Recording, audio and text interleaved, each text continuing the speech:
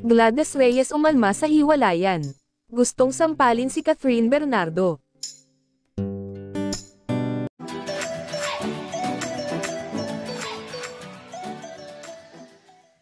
Masarap talagang kausap si Gladys Reyes na kung gaano katarahi at nakatatakot sa pelikula o telebisyon, kabaligtaran naman sa tunay na buhay.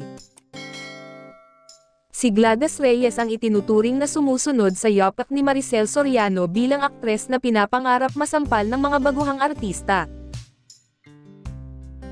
Beko manong sampali ni Gladys Reyes si Catherine sa isang project. Aniya, nakikita raw niya sa aktres ang aura ni Judy Ann Santos.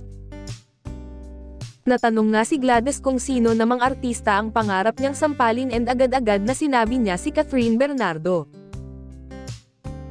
Paliwanag niya, parang ang sarap-sarap apihin ni Catherine Bernardo because nakita mo yung aura niya, para ring nakikita ko si Judy Ann Santos na pagkawawa, kawawa talaga.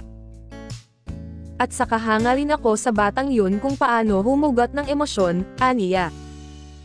Wala ngang kinalaman sa hiwalayan ni na Catherine, Daniel Padilla, ang rason ni Gladys kung bakit niya gustong sampalin ito. Hanga ako kay Catherine umarte. Kung paano siya umarte, lalo na sa House of Us na may scene na ang husay-husay niya. Even si Daniel, ang husay-husay sa pelikulang yun. Hindi ko pa sila nakakatrabaho. Sabi ko nga, noong narinig ko na gagawin ulit ang Pangako Sa'yo, sana ako ang gumanap na Madam Claudia. Pero wala na, gusto ko silang makasama sa movie. Kahit hindi sila magkasama, a movie with Catherine or with Daniel. At syempre, nanghinayang siya na nagkahiwalay ang dalawa. Sila kasi yung childhood sweethearts, di ba? Lumaki sila na magkasama na, nakakapanghinayang, saad ni Gladys.